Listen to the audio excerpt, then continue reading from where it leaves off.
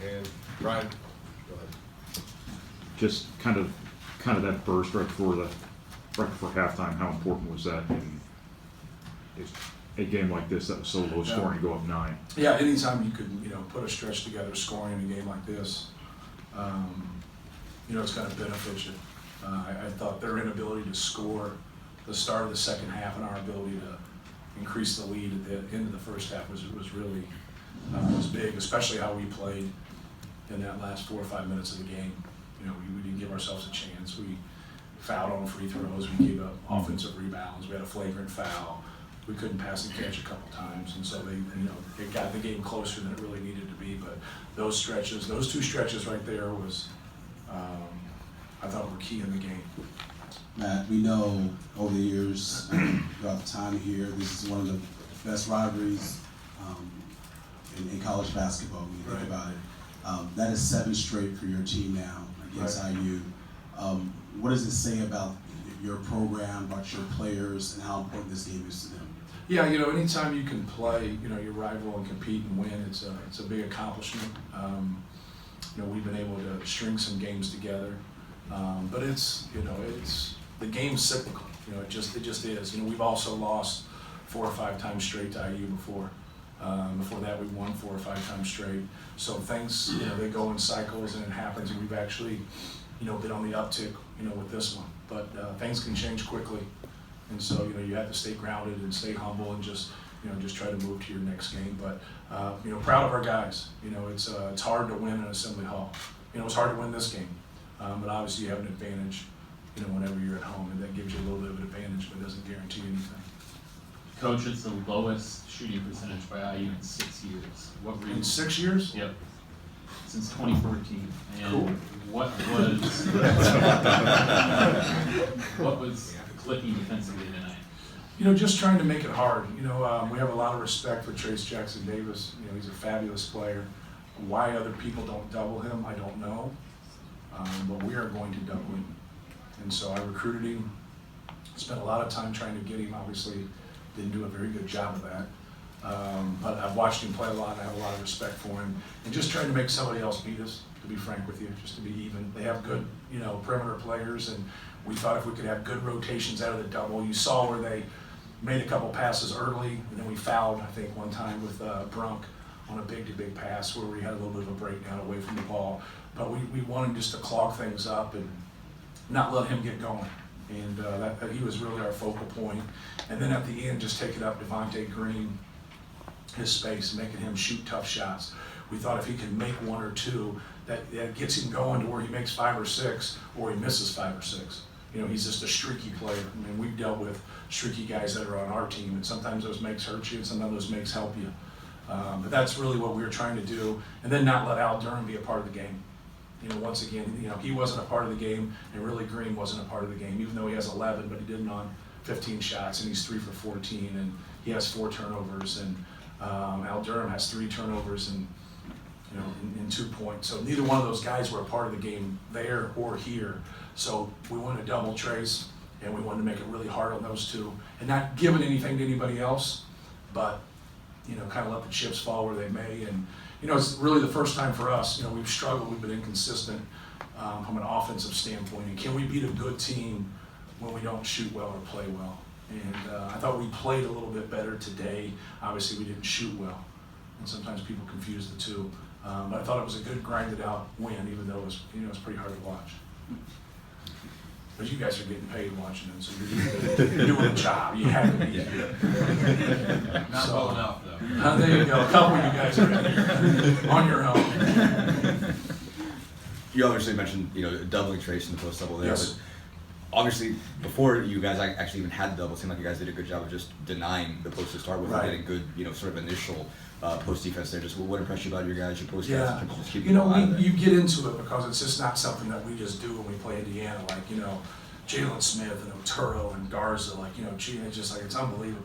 We have such good big guys in our league, but sometimes with those guys is that we get enamored with our double team instead of getting enamored with our post defense. So I thought we did a better job today of playing post. We just didn't want to double the whole game. We wanted to knock some things out, make it hard for him to catch it, play post defense, but also make it hard. Like, we doubled all their big guys. So we didn't until the end where we played big for a couple defensive possessions, and then we allowed Race Thompson to be one-on-one for like a possession. I still think, just trying to make them pass out of double teams, and then that was going to help us. But I thought our post defense was good tonight, and then we had some good quick doubles. And that's when you play big. They keep their guys closer to you. When you stretch it out, it's a little bit harder, to do. And so you're just kind of picking your poison. The way the game started, it looked like it was going to go the other way just because of their ability to offensive rebound. Mm-hmm. They were so good to start the game offensive rebounds, and we couldn't keep them off the glass. So like now that makes me think like even though we're doubling them, they're getting a lot of opportunities, and we're just fortunate they didn't make us pay on some of those offensive rebounds to start the game. What changed in your rebounding after the first probably 7 or 8 minutes? I just thought our effort, Indiana's effort was better than ours, and I thought it was really good after that 8-minute mark up until the last 3 or 4 minutes of the game. We gave up some offensive rebounds at that time, so I just thought our guys' ability to go get the basketball and battle against them and trying to hit them. Obviously, it's hard to watch the discipline or the lack thereof of boxing out during a game. It's hard because you watch the ball a lot. You watch the ball, you watch your action, you watch away from it. And so now it's hard to see 4 to 5 guys actually boxing out. And then all of a sudden they get the ball and you're like, you always assume it's his man who didn't box out. But then once you go back and watch tape, you realize sometimes it is, but other times it's not because he had to go over and help, and you get into a rotation. So you just try to work on those things and try to rebound out of those rotations. Is there any particular reason a few of these games between Purdue and Indiana they have been so ugly? I have no idea. We've had other You know, if it's ugly personnel games. or the way you defend. We've or had other ugly games outside of playing Indiana. We've proven that one. But that's part of basketball. Anytime you get into conference and you're playing in February and March, games normally get a little bit more grimy than they do earlier in the season because it means so much. Mm-hmm. The younger guys have realized how important it is to play hard and do your job and carry out your assignment. So you get lower scoring games as they go on. It's just the way it is, especially against quality opponents because we know each other. You know each other's tendencies. You've already played once. You watch every game on TV. But no, I just think it was one of those grinded out type games. So we're fortunate. It's a big piece of improving when your offense doesn't play well and you can still win a game. Coach, can you talk about the offensive boost that Trey and Eric gave you? Obviously, your point guard had 17 and 7 tonight, so that's kind of a rare stat line. Right. No, Eric did a good job rebounding. I thought he was active, made some plays for us, even though a handful of times in transition, we lost our mind with some of our decisions. But I thought Eric Hunter played a really good game. Travion had a couple of those. He's 8 for 17, but a couple of those misses. He got back and scored the basketball. But just having a place to go with the basketball, especially when you have some struggles, you still have to have a place to go with it. And Travion's post-ups, a lot of people will double him, and then he's passed so well that people stay away from it. And it really opens up some 3 opportunities when people double us because he's such a good passer. So I thought both those guys played well, did some good things. Obviously, no secret the position you guys are in when it comes to the postseason here down the stretch. What did you sense was the urgency and desperation maybe your players felt heading into this game? Because it just seemed like it translated on the floor with performances like Eric and Travion had. Yeah, you're trying to play well. Like I didn't think our effort was very good against Michigan, and that game's important. That game's really important. And it was just unfortunate. Sometimes there's a lot of variables that go into things in terms of how you play collectively. And I just thought our edge was better tonight.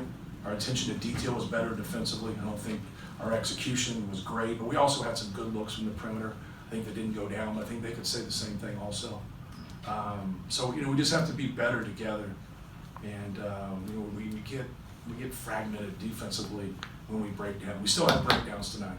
We still had some things that we were trying to do against them. We had a couple guys make some mistakes that got them out of the game, but I wish I could have played them. And so we still aren't on top of things. We were fortunate that a couple of those shots didn't go down when Indiana was open. But that we could say the same thing on our end. We had some pretty good looks. But just trying to be better and understand the opportunity. You're so fortunate to be in this opportunity when you keep playing people that are going to go to the NCAA tournament. I know they're not a lock to go to the NCAA tournament, but they take care of their business at home. They will. They've done enough, in my opinion, which means nothing. Absolutely. That's like your opinion about that. Anybody's opinion in this room doesn't mean anything. But I think they will. They take care of their business at home. I don't think we're in that position. And so, we gotta win, a road game, we gotta win a home game, we gotta go to the tournament, probably win games. Not probably, we do. So that's just the position, that's the feel that I have for where we are. But it's such a great thing to be in this league, the way we've scheduled and went to 20 games, because now it takes care of everybody. It's harder, but it's better. We were at 16 games when I first came into the league, and 5.5 teams went to the NCAA tournament. Then we went to 18 games, and then 6.5 teams went to the NCAA tournament. Now we're at 20 games, 8 went last year. At the worst, our league's gonna get 9, but we could get 10 or 11. And that'd be a cool thing for our league, but we gotta keep doing it. We gotta keep scheduling up. It's hard. It's hard because every time you turn your corner, you just wanna win sitting there on your schedule. Like, hey, let's get this. We're gonna beat it, and you don't have that in our league anymore. You don't have it at all, but that's what makes it beautiful. And that's what people wanna see. That's what you wanna cover. More than anything, fans wanna see, great games over and over and over. And we've been able to do that in our league. I think that's pretty neat. Dave and then Mike. So, so all of that said now, is this one of those games that can get you guys going, or? I hope so. Yeah. Yeah, when we've been inconsistent, but the one thing about being inconsistent is you had to play well to get that tag. You know what I mean? If you don't do that, you're just a bad team. But we've been able to beat Virginia, beat Michigan State, beat Wisconsin, beat Iowa, beat Indiana twice, beat Minnesota in a close game. Here. So, we won on the road at Northwestern, we won on the road in Indiana, we won on the road at Ohio. And so, we've won, and then you guys look at that, but go find out how many high major teams win to play a game on the road in the MAC. You don't see it, but we were able to do that and get that win. And so all those experiences, you hope to get that level of consistency, and we just haven't. But now you're still trying. You never give up. You never give up from that. And so that answer really lies and how we play at Iowa and how we play against Rutgers, because we've been here. We won 3 in a row when we won at Assembly Hall, then we lost 4 in a row. And so winning a game doesn't, you haven't arrived. Obviously you played well in a game. Now, can you play well at this time of the year and back-to-back games and hopefully string something together? Time will tell. We've proven we have it to do it, but we got to be able to do it for a 2-3 week period here.